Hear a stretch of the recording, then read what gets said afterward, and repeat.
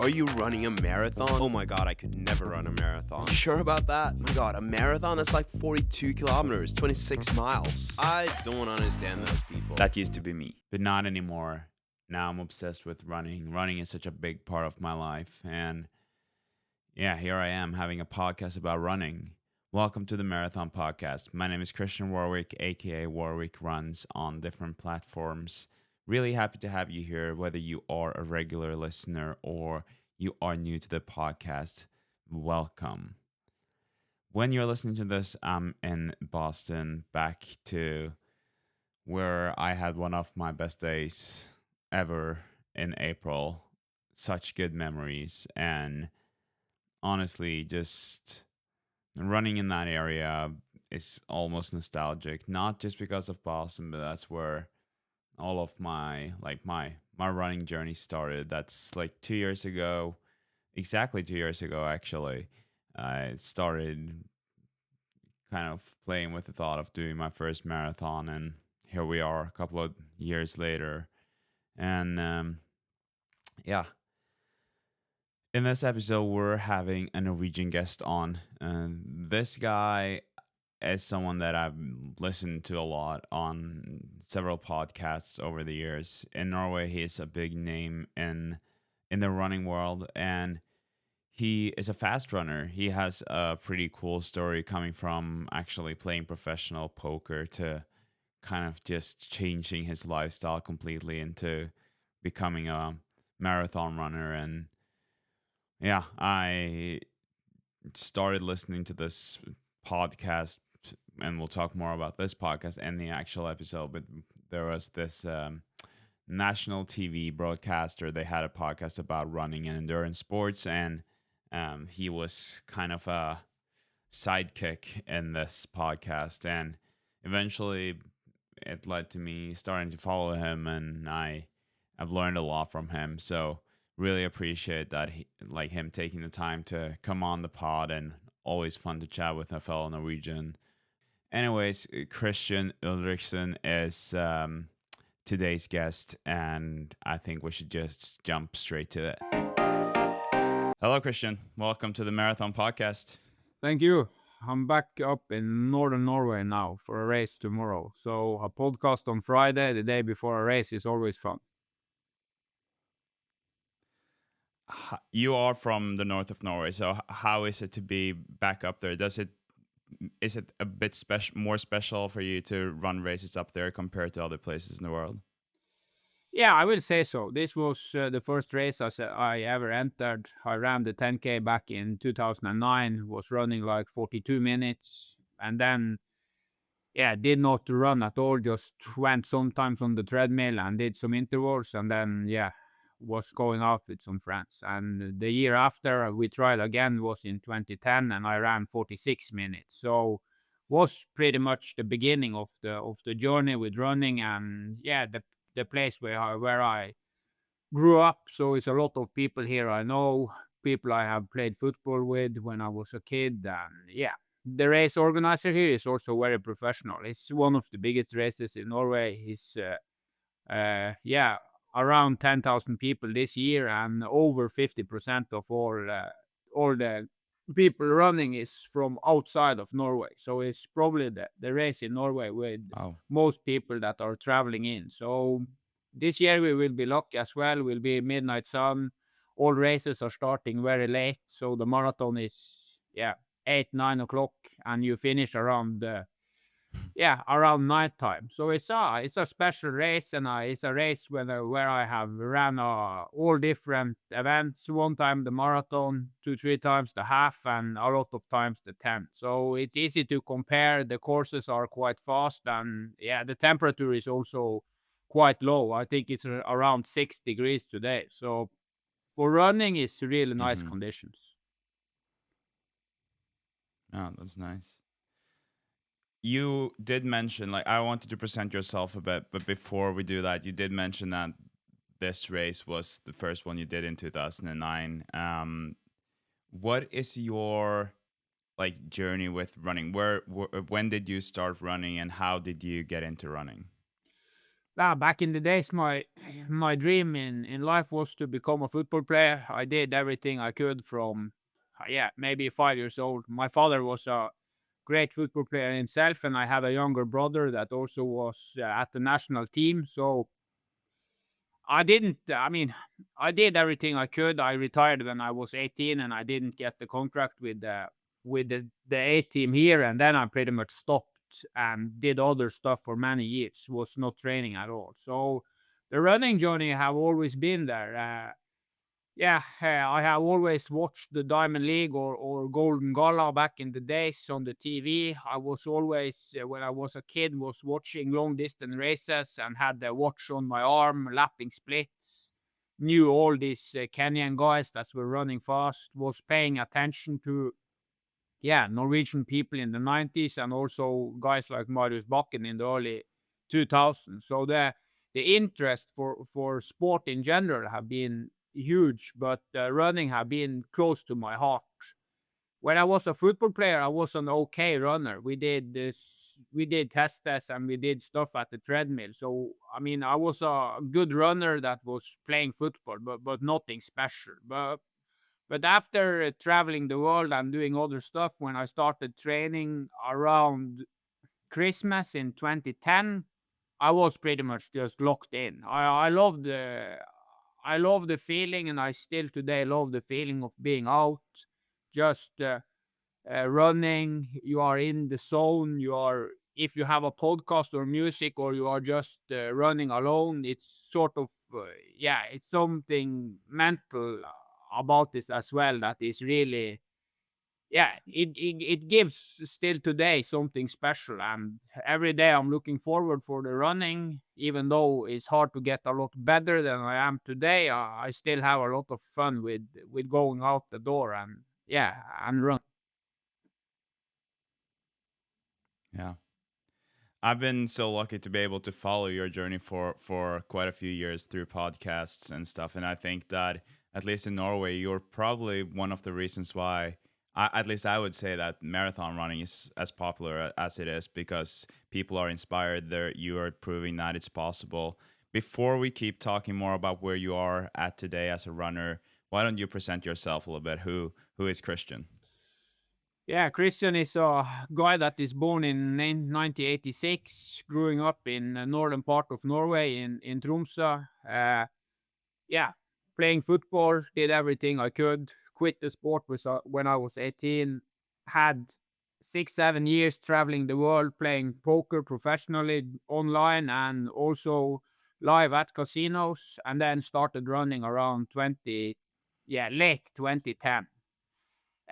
Got hooked and have been hooked since. In the beginning, I was running a lot of 10Ks, and then my first marathon was in 2011.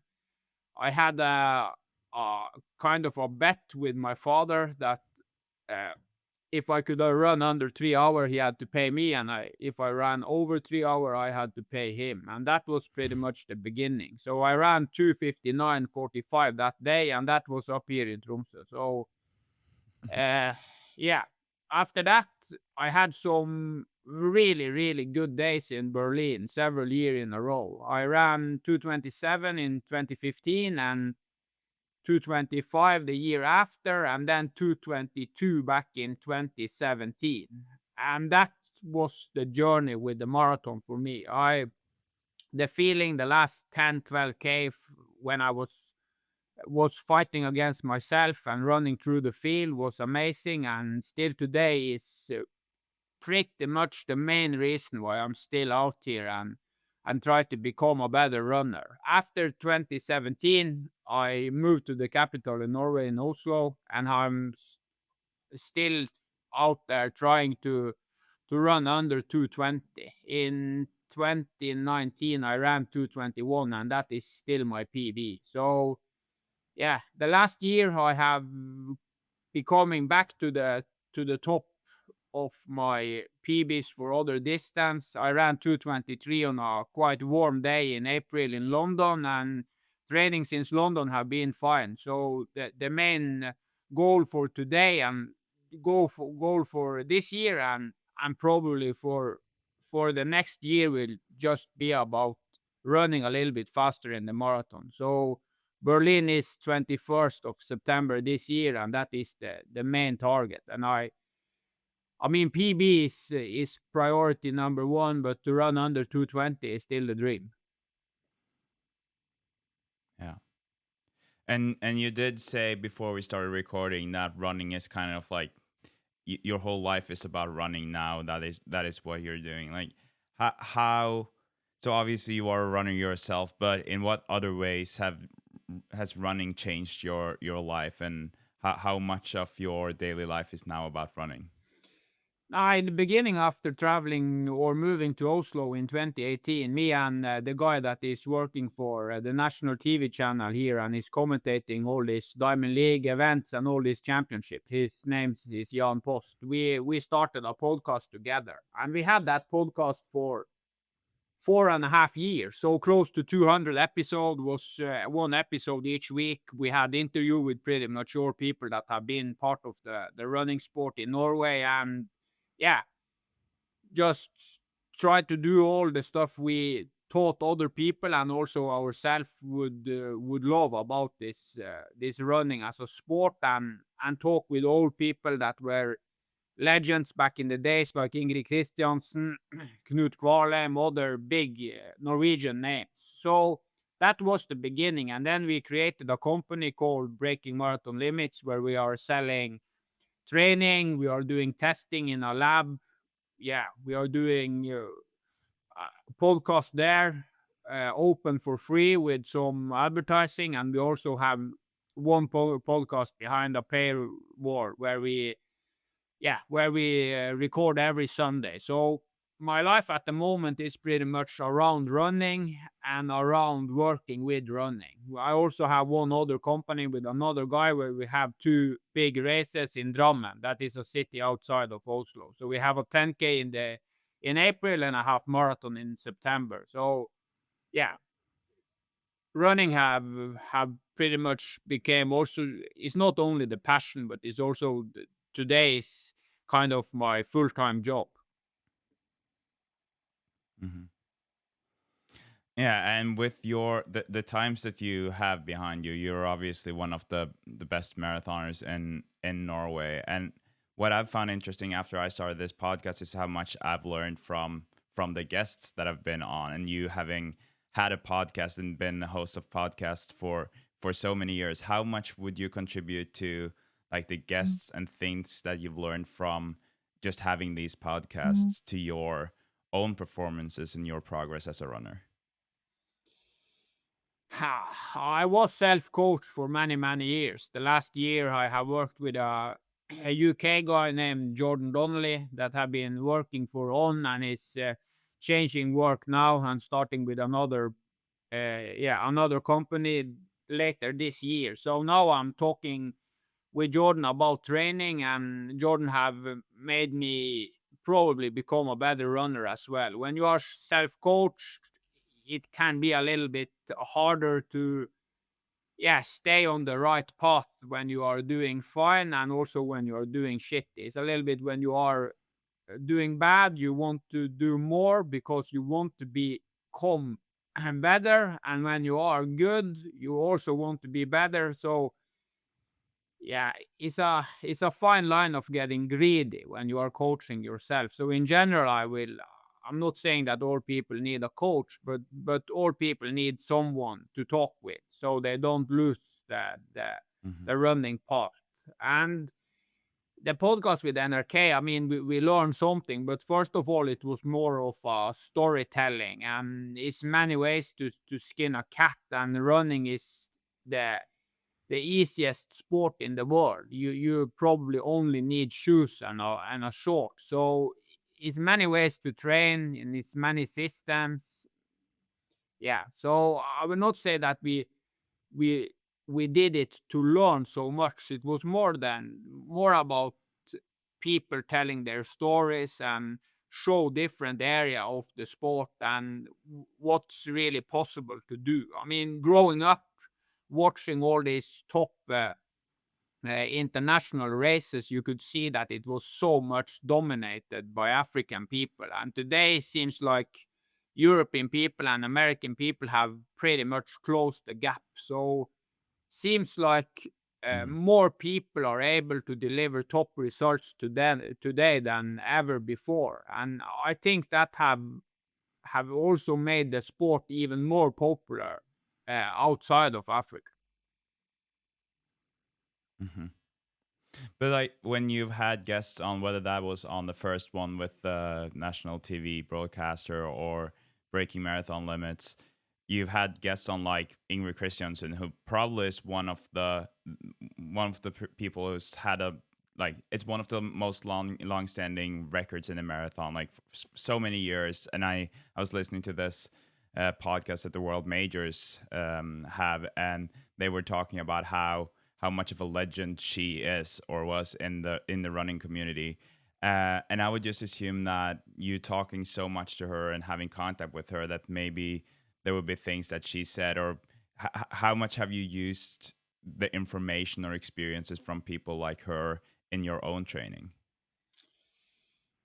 Yeah, Ingrid is still today one of the greatest long distance runners ever. She ran 30:13 at Bislett, 24 laps on her own. She had the world record in the 5, the 10, the half, and the marathon at the same time. That will probably never happen again.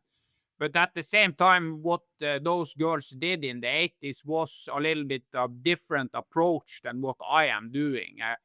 Ingrid, especially Ingrid, was really a great track runner. Both the 5 and the 10K world record still Mm. today is, I mean, 30:13 is not many girls outside of Africa that can do it today. So when she entered the marathon stage, she had a phenomenal base, and she was coming from, yeah, a lot of way faster running and a track running career. When I started running, my first step into the game was running road races. I have zero background from Hmm. athletics on the track. So uh, maybe if I worked with a coach from very early on, people would have told me that it's smart to go back to the track and try to train like a 16, 17, 18-year-old guy in the beginning, try to build some kind of momentum there and then progress up to the longer distance. But for me, that was never an option. To go to a track when you are running, let's say 40 minutes for a 10K, I mean, it's not where you find the love for the sport. You want to be out on the streets competing with other people around around the same level. So I think it's hard to compare these top girls and also these top men that have been professional for the, yeah, for the entire career, and that and take people like us that are coming from a total different background. So what what you end up with pretty much with talking with all these top people is that you need to have a ton of trust to yourself, you need to have consistency, and you need to be able to handle training over time. If you get worn down and you get injured all the time, you need to adjust training around that. But uh, running is easy and hard at the same time. So to compare with top people, I don't think is the solutions for people like us. It's more about finding our way, and also figure out a way you can handle the balance of training and work around, because all these top people, training is their job, so they have way more time for recovery around training. Yeah, that does make a lot of sense. Which I guess like leads me to the next question, because like you said, people like us, or I feel like you and I were at very different levels. But obviously, you at some point you were not that fast of a runner, and then in just a few years, you went from doing your first marathon to having a sub 2:30 marathon. And what would you say that was like your secret recipe? Like why were you able to run so, or why have you been able to run so fast in the first place? But also, how did you manage to get that progress so quickly? First of all, I was into the game of more mileage is better. So in the beginning, it was just about handling a lot of training. And when I was living up here in Tromsø in 2015, when I ran 227 in Berlin, I was doing like this old normal system. I was doing 2 intervals a week and 1 long run. If I felt fine in the long run, I was running a little bit faster, and the rest of the running was just easy running. Every Monday, I just had one really easy jog in the afternoon, and I did no training in the morning to have some kind of a small rest day. And then the rest, I mean, I did one session Tuesday, one session Thursday, and then a long run during the weekend. And I ran some kind of intensity between half marathon pace and 10K pace for these intervals, tried to build up volume. And then I think uh, what made me run 227 instead of 235 was the ability to have so many good long runs over so many months. So uh, Hmm. after been working with this sport for many years, been talking with a lot of top people, it's a little bit like we have new shoes now. We have can be more precise with lactate, with stuff around that. But still today, I think that for very, very many people, these 2 intervals and a long run is enough to build a huge base. And I think you can become close to a top runner with that kind of simple system. Yeah.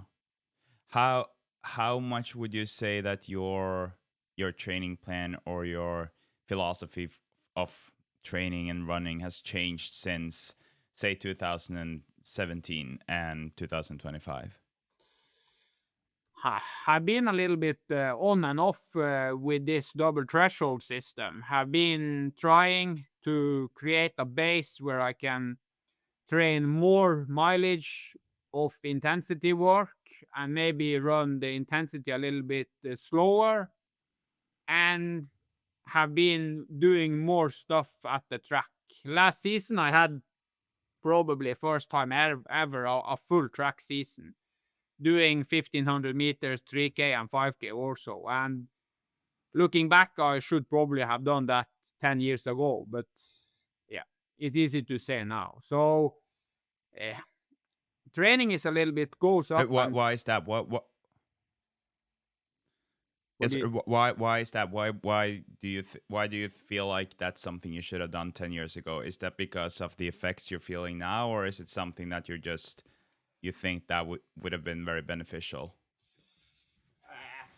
if you think long term about the marathon as a distance, I think it's a huge benefit of coming from distance, shorter distance. So the ability to run faster and to run relaxed faster is better. When you have been in the Hmm. marathon grind for some years, sometimes can feel like marathon pace is close to sprinting, and then you are Yeah. you are in a huge hole because you cannot sprint for 2.5 hours. So uh, you need to create some ways of training that makes marathon pace or marathon intensity feel more relaxed.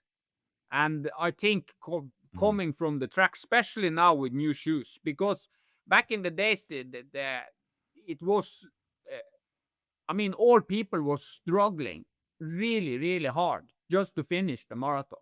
With the new shoes, no, people are still struggling, but it's not the same. So it's a little bit of different. You need different strength these days than you did 5 6 years Hmm. ago. So if a guy or a girl that is 25 years old starting to train today are asking me where we go, so I mean, in the beginning you get better every day just about because you are doing training. But then I think the smartest way is to go a little bit down in distance first if the main target is to run longer Hmm. distance later. And then you also just need Yeah. to see, you don't have to race all the distances, but you need to do training that makes the ability to run faster. Yeah, I I think Hmm. that is probably the main keys that I have learned the last years. the ability to run faster need to be there. Yeah. Yeah. No, that totally makes sense. I had Rory Linkletter on the other day, and he said that especially during Boston Marathon, where the pace was so high, he was very grateful to his coach for having integrated more of the 10K training because he wouldn't be able to keep up with that pace in the beginning. Because, like, obviously, it slowed down a little bit eventually, but if he didn't have that 10K training, and he probably would have been dead and much earlier on in the race. And it's like you said, I've kind of dealt with the same thing myself, that marathon pace feels pretty comfortable, but I don't have to go much faster for it to feel very hard. So it's like the difference between my marathon pace and my 10K pace is probably not in a lot of ways enough, right? Like I need to get that higher pace and make that feel much more comfortable in terms of getting, and then you will obviously also then it will feel easier, and it will be easier to have a faster pace at the marathon. So this does make a lot of sense. Yeah, if the main but you did mention the if the main target is to become sorry. the best marathon runner you can become, you need to find a mix and a balance. You need to change. You cannot have this marathon system 52 weeks a year. You need to find some ways to change and to have modulation in the training. But of course, for people like Rory and those guys that have been in the sport for 15, 20 years and also have a track background, is a little bit different. I think for people that are not professional, it's a lot about finding your own way. The state of mind, the joy of being outside, is so many different training patterns that leading to the same result. So it's not like you have to do this or you have to do this. I could give you 10 different people that are running 230 and they train in 10 different ways. So the more you learn about the sport, the more you also understand that it's not black or white. Yeah. But so you keep talking about these professionals, and then you're saying like people like us, but obviously, at least in a Norwegian scale, you're very much up there, and I understand that you might not look at yourself as a professional right now, but during this journey that you've had as a runner, have you ever thought about like the possibility to represent Norway yourself, to like get to that level where you are a proper professional athlete? Is that something that has been on your mind? Nah, I have been a good close friends to Sondre Moen and Sindre Burås for many years, and uh, yeah, uh, it doesn't matter what I do in life. I could have quit sport, moved to Kenya, or been part of the best training system with Jakob and Henrik. I could never achieve the top of this sport, whatever I do. So for me, it's about my journey and my targets. And if I can run under 220, it will be a huge achievement for me. But Sondre is running 205, and Jakob can probably run 12:30 for a 5,000 meters. So that is, I would say, it's like playing football in the national league, and you're talking about trying to become Lionel Messi. It's just a complete different level, Yeah. and the ability and the talent is, yeah. A lot of people can do what I do. Close to nobody can do what Jakob is doing. Mm-hmm. Yeah. No, you're right. First, we need The to long beat run. the European girls in the marathon. That is the first priority before you are Yeah. even talking about running with top boys. Yeah. No, that makes sense. But I guess like in a lot of ways though, these days, and I was talking to Cole Gibbons the other day. He placed I think 25 overall in London. So he did a 216 in London, and his goal is to become a professional. Um, but then we were also talking a little bit about the definition of a professional athlete, like an athlete who makes money running, right? So I guess like in some ways you could say that by running being your job, you are a professional. But then I guess like that step up to the elite. And I do get what you're saying about the Sondre running at 205 or the fastest runners. But I think that at least the ambitious part of me, if I was in your shoes, I would probably be like, but how fast can I run? Like if I do a sub 220 marathon, why does it have to stop there? And yeah, I don't know. Yeah, I That's like. probably just a dreamer in me. Nah, but I like your mindset. I'm a dreamer as well. But the hard fact is that I have been training. I will not say really, really good, but I have done a good job for 6, 7, 8 years. And when I ran 222 back in 2017, if running 219 was easy for me, I would have done it years ago. So I know that my Yeah. body probably have some kind of a roof that the top is. I don't know where it is, but I think I can run faster than I have done today. But to run with the top professional people is just I could never have. I could never have done one day of training with Rory Linkletter. I mean, No. it's yeah. The top guys they are Yeah. doing. No, Yeah. I see what you mean. But in terms of your marathon time, then, and I think that this is like a lot of us will face at some point, especially when we have a goal. And 220 is so specific, right? Like it's only 219.59 that is good enough, kind of like, or obviously everything underneath too, but like or below that. But do you feel like at times it's become almost like a mental block for you with the 220, or do you feel like it's just physical? First of all, it's just physical. If I had done other distances where I would have improved a lot, let's say I could run a 10K under 30 minutes, then I would for sure Mhm. know that, okay, 220 is possible to do, and maybe I can run 218. But all these events are pretty much connected. You cannot run Yeah. really fast for a marathon if you cannot run fast for a half marathon, and you cannot run fast for a half if you cannot do the 10. So stuff in running is connected, and running is a numbers game.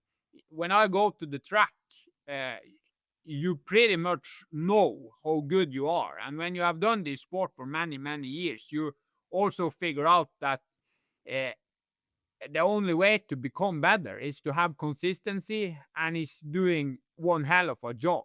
And you need to run Mhm. I mean, I went to probably the best marathon in the world, and that is in Berlin. You have, of course, Valencia and Seville, but Berlin is always up there. So when you take away all these factors around, you run fast at the fastest course with a good pack, with drinks, with everything. I mean, it's not many things outside of becoming a better athlete that can make Yeah. you run faster. Hmm. Yeah, no, it totally makes sense. I was just curious about your take on it because, like you said, you were your PBs from years ago, and then if there is, because I would just assume that it also. I remember from my time as a speed skater, I've always felt like if it was lap times or the end time, I would kind of start getting these. If I didn't make my goal or reach my goals in the beginning or at a certain point, I would start being like, oh, this is probably gonna be a bad race again. I'm not gonna make it because I tried so many times. And I was just curious if those thoughts ever kind of occur in your head when you're on the start, or if it's more like that something happens physically during the race. Because I know that you've tried, like you said, you tried quite a few times to do a sub 220. And what have your experiences been during those marathons? Has been like, this is I'm far from it, or and what separates that one from, say, London, where you like you said in the beginning, you're kind of back on track and on your way to something that might be bigger? What is the difference between those races?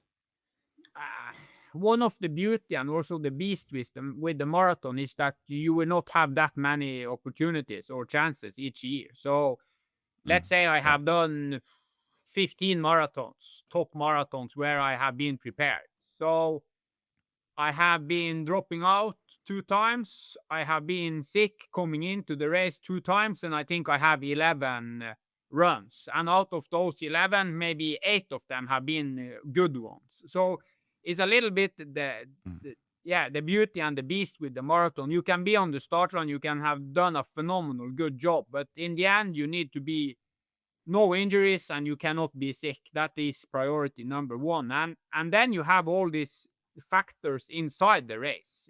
In London, I had a really good day. I was pacing myself really good.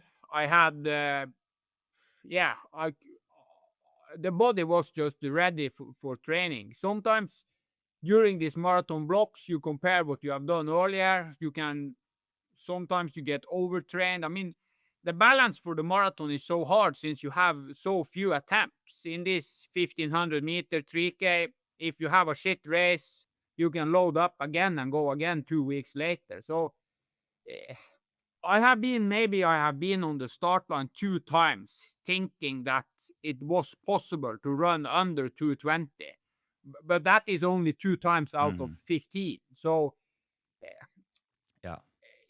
like I said earlier, is for me to be a 219 runner, I just need to be a better guy in training as well. So I can see through data and also through what I have done in training that I have been close, but I have never been very much better than 220. And when I ran 221, that was a 9 out of 10 day as well. So I know that the best races Yeah. I have had in the marathon have been very close to my top. So yeah, we have 13 weeks now to Berlin. I have probably the best chance I have had in life.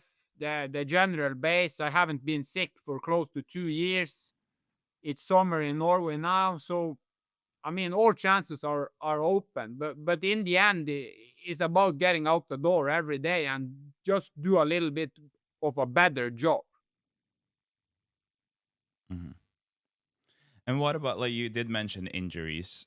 What is it that what have you done throughout the years to make sure that you've stayed free of injuries? What has your main tool been? Maybe it's the background from the football that I was out playing long days of football every day. Was playing on concrete, on asphalt, yeah, shitty places, playing on ice and snow during the winter. So maybe my legs have a ability to handle this pounding against the asphalt today. I'm not sure. I'm going to a physio, let's say 2 times a month. I have done that for 5, 6 years. I'm 38 years now, so maybe going to the gym will be more important the years to come, but I have not been a lot in the gym. So, yeah, shoes are better now, but still people are getting injured. So, I don't know. This injury game seems a little bit random, but some people are able to handling a lot of Yeah. training and a lot of running. I saw on your Strava, I don't know if it was a few weeks ago or months ago, where you were struggling with some niggles, and your physio told you that it was pretty bad, and then you were out running, and kind of like for a few days there, I saw you wrote that you were trying it out, seeing how it was, and that was less pain, a bit more pain today. Um, when you start feeling something like that, I think that that's a lot of people will approach this very differently, right? Jess McLean was on the other day, and she was like, "I'll take a day or two off immediately when I start feeling anything." And then Rory, I know that he's more like, "I'm gonna run no matter what." What is your approach to this? Based on what on Strava, it seemed like you were kind of testing it out and didn't take days off. But what is it that you actually do? I'm not a guy that are taking a lot of days off, but at the same time, is I don't have these kind of injuries that are very related to hard pain. When I have troubles, is 99% of them are because the muscles are just hammered. Like when I started to training towards London, the ability of of handling these long runs was bad. So in the beginning, I had troubles the day after and 2 days after. I was really sore, but I was not stopping running. I just ran slower, did stretching, tried to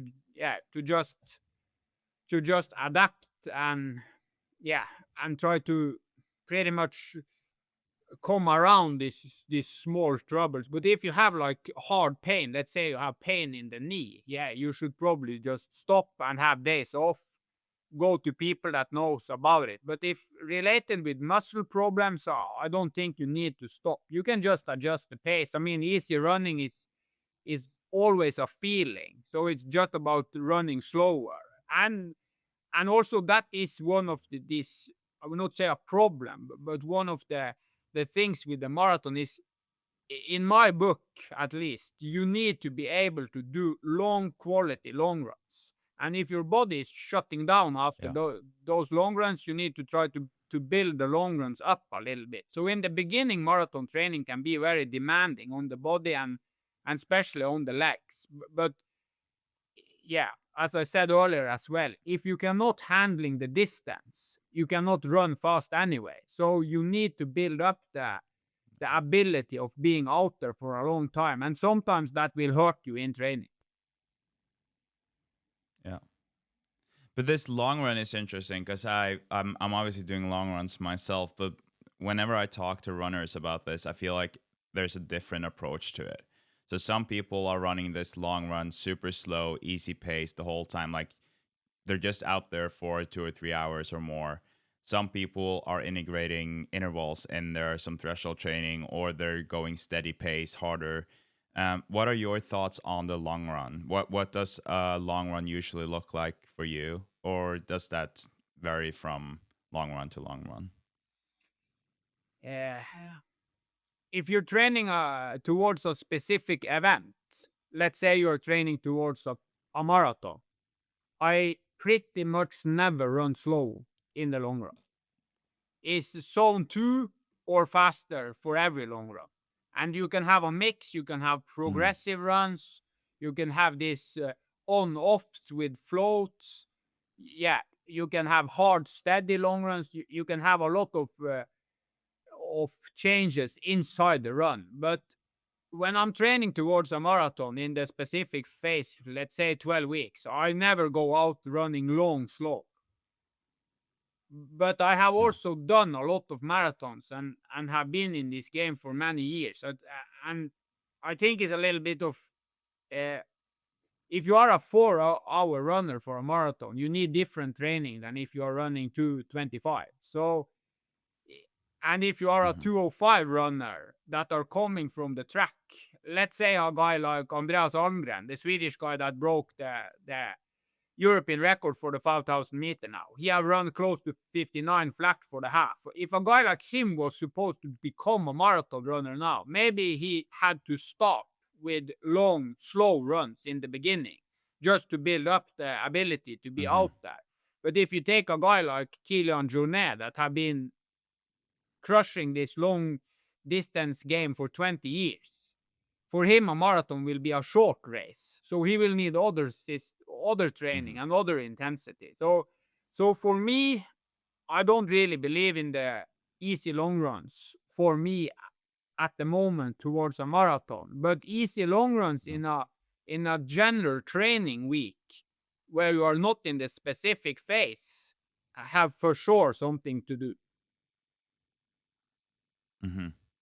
So if you then do your long run, like you said, at a little bit of higher intensity, how long are those like easy runs for you? Are those just recovery runs, or do you have any at all where you're going very easy? I have all different kind of runs. We have this 1 hour moderate where I maybe run 25 seconds slower than the marathon pace. I have 1 hour very easy, around 5 minutes per k. I'm not doing a lot of this. Uh, uh, let's say this easy progressive runs. When I'm doing the system I'm doing now with with a lot of double threshold, you need the days in between the sessions to be really, really easy. So then you are just out jogging. And when Mm. I'm going long for the marathon, I'm going long with a purpose. So it's long with intensity, or long steady, or long progressive, or something. But it's like a quality. The long run is a quality session. It's not a recovery jog, or or a really slow run. That's a good way to put it. That is a workout that's supposed to build you, not make you recover. But I'm curious because obviously for you and also for me, we are now used to those longer runs and the mileage is a bit higher than most people. But like for a person who's just starting out with the marathons, and for some people, if they did like 30K, a 30K long run before a marathon, that would be maybe almost the full volume of a week of training, right? Like they might not be able to do more than 30, 40K a week. Uh, how long do you think that those long runs should be? Should they still stick to having 25 to 30 or maybe even longer before a marathon to even get through, or should they stay at a lower distance just because that is, or a shorter distance just because it's too much for their body to run that much in one? When I work with people that are running around 4 hours or 3 hour 30 for the marathon, we are not using that much kilometers in training. We are more based on time. And in the beginning, I think it's a good way that Mm-hmm. you build up the duration of the run, and you keep the intensity easy. So let's say you have 20 weeks and you start the first long run with a 90 minutes, and then you can just add 10 minutes for every run. After 2 months, with 8 runs, you are getting up to 2 hour 30, 2 hour 40. With all these kind of people, what I see is that the long run is the best training day for them. It doesn't matter the intensity. Just being out there for a long time gives the body a lot. So what I am doing with people around 3 hour 30 to 4 hour, we cap the long run at the maximum is 3 hours. And then when they have done the Mm-hmm. first 3 hours, we maybe go back the week after. It's, let's say, 2 hours, and then we go again for 3 hours, and then they run a little bit faster. Yeah. And do you have a lot of people approaching you? And like, so, like you said, you have a specific block of say 12 weeks. I think a lot of people are will look at the marathon block as 16 weeks, and then they will do different training up until the mark of 16 weeks prior. But I guess there are some people who will approach you. Say Oslo Marathon is in like mid-September, and they've signed up, but they haven't really started training yet because they thought I'll start training now in June when summer is. Uh, what would your advice be to those people who don't really have a lot of running experience, but they still want to get those long runs in, right? But they might not have the 90 minutes today, might actually be too much for them. How should they build those long runs, you think? I mean, if you're starting running tomorrow, we need to start with running maybe 3 times a week. And in the beginning, we have no intensity. You just go out the door, you run 30 minutes, you go home, you stretch, and the day is finished. The day after, you take a rest day, and then you go again for 30 minutes. And then you just have to increase the mileage, because in the beginning, I mean, increasing the mileage will be way better than increasing the intensity, because what they are training towards is a marathon. And like I said, even for people like me that are running 221, the main problem for sub elite guys as well is that the marathon is 42 kilometers. So for a guy that have not been running ever before, just to walk a marathon will be a hard ask. So you just need Mm-hmm. to go step by step here, and don't think too much about intensity, and don't think too much about pace. Just give people minutes being out, and keep it simple, and don't go too high too early. It's better to go 30 minutes in the beginning, and 40 minutes and stay under 1 hour the first month. But of course, if you have only 10 weeks towards the marathon and the people and guys or girls want to run to finish the distance, you need to take risk. But if you have 1 year, you can build up these people really, really good. So the problem is always when you Yeah. are lacking time. When you only have 10 weeks towards the event, you will struggle whatever you do. Mm-hmm. Yeah.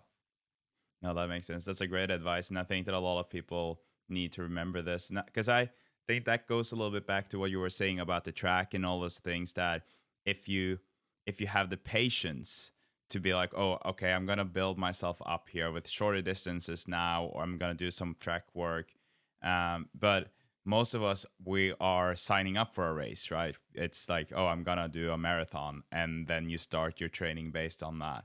And that's yeah, because I do agree with you on a lot of these things, that I wish that I did things maybe a little bit different, but it's still, I fell in love with the marathon. So I don't know if I didn't start with the marathon, if I would be here today and be in love with running. That's hard to say too. So it's not that one is right and the other is wrong, but yeah, I definitely agree with you that it's smart to be patient rather than rush into a marathon, because that could also have some really bad consequences, I guess.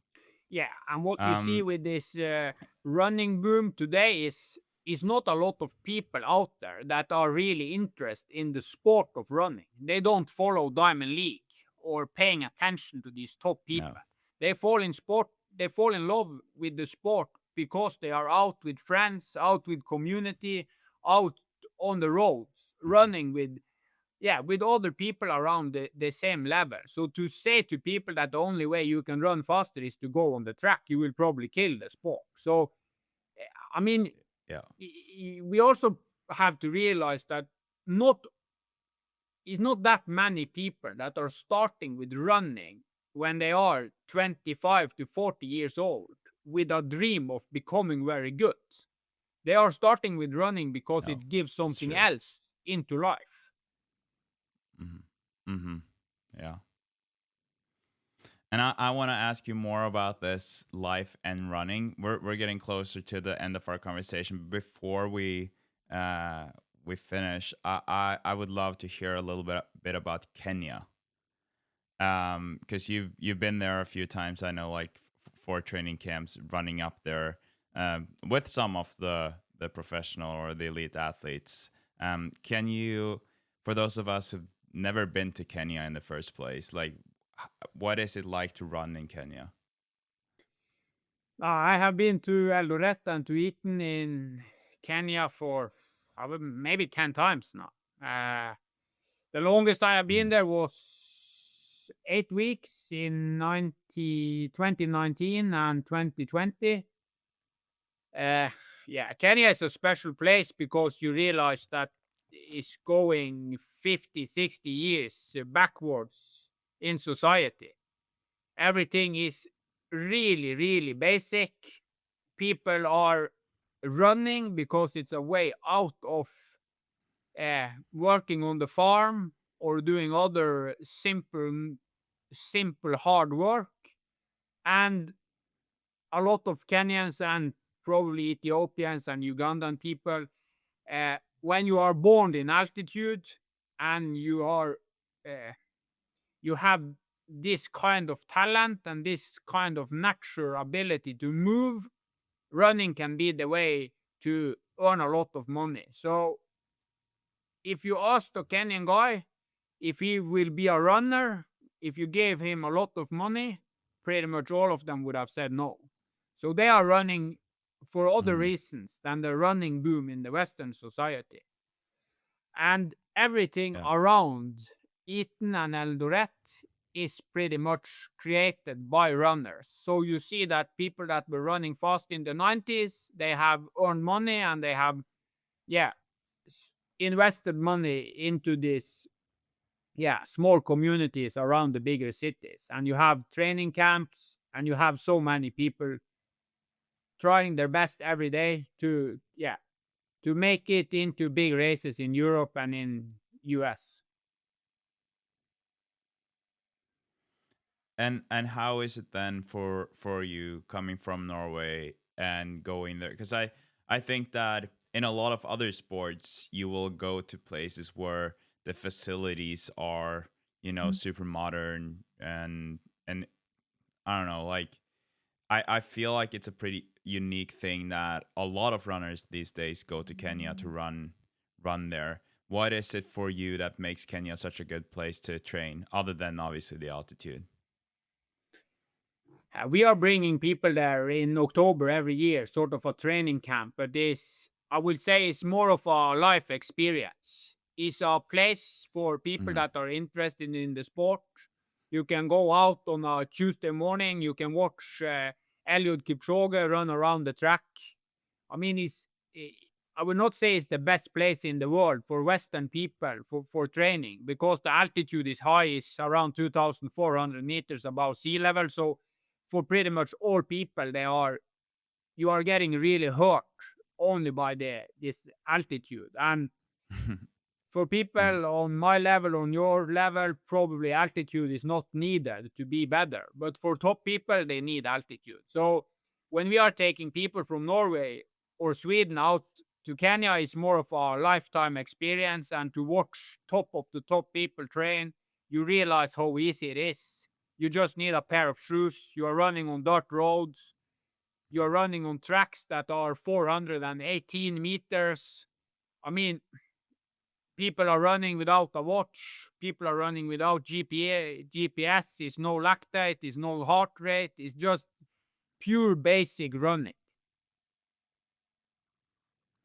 But do you feel like there's something that you've seen or learned where you're like, oh, this is probably one of the reasons why they're so good? And obviously, you already mentioned the motivation in terms of the money and the altitude, but are there any other things that they're doing there, although it's not super modern and stuff, that you would say this probably contributes to the results and the performances? I think it's more a mist that is they are doing special things. I mean, first of all, they are born there and they have a background of seeing other people uh, becoming part of this top of the sport. So they know it is possible to get there. And every day you see people are working hard. And if you talk with Kenyan people, pretty much all of them are around the same system. It's track Tuesday, it's a fartlek on Thursday, and they do some kind of a long run on the Saturday. And Sunday they have a rest day and they go to church. That is pretty much the Hmm. Kenyan way of training. They are training in the morning, first of all, because it's less traffic and it's colder. And yeah, it's, it's not it's not where I mean of course, Kenya these days with that many doping cases is a little bit like some people will maybe say that all Kenyans are just cheaters. That's why they are good. But I don't think Hmm. that is the truth. Some of them are cheaters for sure, Yeah. and but not all of them are. But the biggest reason they are beaters in this marathon and in this road running game is because a lot of them are doing one hell of a job and the motivation is to earn money. Yeah. It's very very interesting. I think it's really, I've seen some documentaries from there, and I I also think that there's something really cool about the way they are working together for each other, for the community, for the group, in terms of making food, cooking food for each other. There's not a lot of luxury, and I think that in some ways, at least to some people, that could also be a good thing. It does, like, having everything served to you or handed to you is not necessarily the way to go. And I I think especially in the Western world where we do have a lot of that, and if you're an elite athlete, you don't really have to do anything yourself. I think that there's probably some middle ground here where you can find a good way of doing it. But I do also see some benefits of that as an athlete. Yeah, it's a little bit the feeling you have when you are playing a team sport. You realize that the better the team, the better you can become. And in running, I mean, you still have to run on your own, but it's something to being part of a big group. You see other people that are doing the same job as you are succeeding. You get the feeling of it's possible to be better. You have a little bit of the same feeling now with the Ingebrigtsen guys. They are training together. Henrik was the best earlier, then Philip, now it's Jakob. Other Norwegian guys are coming to the group. Yeah, I think it's really hard in all sports to be really, really good if you are completely alone. And easy running in Yeah. Kenya is really, really easy. So when you are out jogging in Kenya, you can run with a 205 guy and they will run the same easy pace as you. So it's a lot of the runs every week you can do together, even though you're not at the same level. So, I mean, they have a different session when they are on the track, different session for his fartlek and his long run, but they are still doing a lot of runs together. But do you think that means that their training is more polarized in terms of intensity? Because I feel like you, like people, even people like me, will sometimes run faster on the easy runs just because, oh, my heart rate was low. But then you see that Kipchoge has like 5:14 average pace on a 14K long run. And then I'm like, well, if he does, then I should not run as fast as I do on the long runs in a way. Hmm. You can find many Kenyan people that are running are running fast paces every day, and you can find Kenyan people that are jogging Mm. as well. So, but if it's one thing I can say, it seems like Kenyan people have a little bit more of this relaxed feeling when it comes to running easy.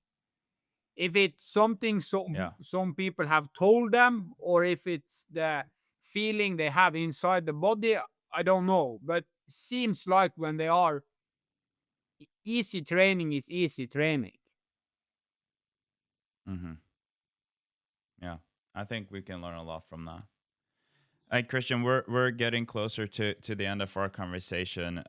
You were talking about how a lot of us, like, or runners, we start running because it does something to our lives or adds something to our lives. You were saying how running has changed your life in terms of now it being your job and everything you do. But how would you say that running has changed your life? Like, do you feel any other benefits, like mentally or in terms of purpose in life, whatever, like on a higher level? How has running changed your life? First of all, I met a lot of fantastic people in the sport, people I would have never met without being a runner. So, in general, I would say, coming from a team sport and coming from football, I would say that a a huge percentage of people that are out running are good people. So running probably attract a lot Mhm. of nice people as well. So, and I also, one of my biggest passions earlier when I was not running the times I'm doing now was to traveling around and doing big road races in different cities.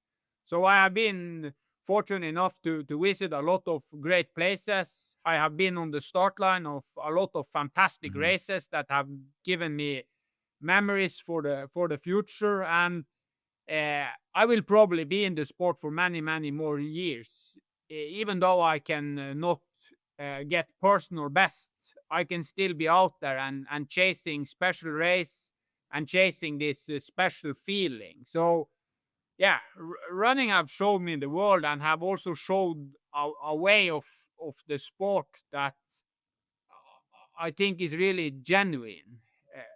Running people, Mhm. they know it's a hard sport, but at the same time they have a unique passion for in it, and I hopefully running in the future can become more of a social activity, so we can have more people uh, not uh, yeah, we will have probably in the future a lot of problem with overweight, with problems with the mental state of mind because of all this social media. So hopefully running can be a place, a better place, and a place for where people can go and find peace. When you are out running with a group, you see zero people are on the phone.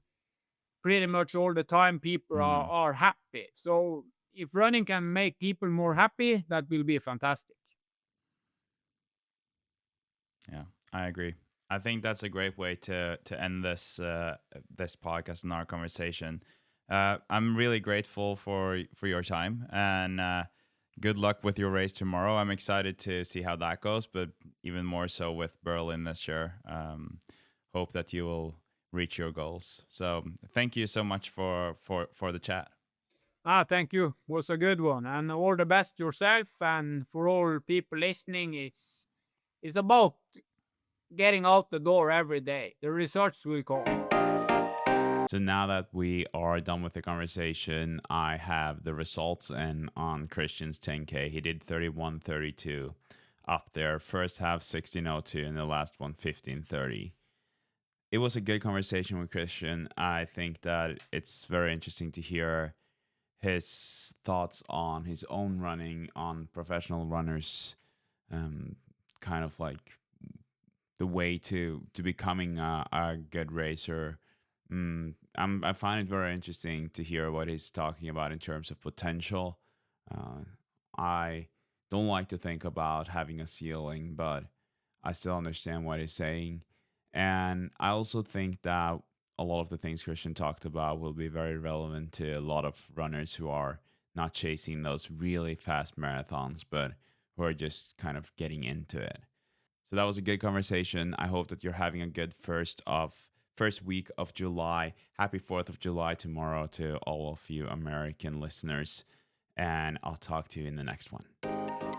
You'll listen to the Marathon Podcast, brought to you by Wall Studio.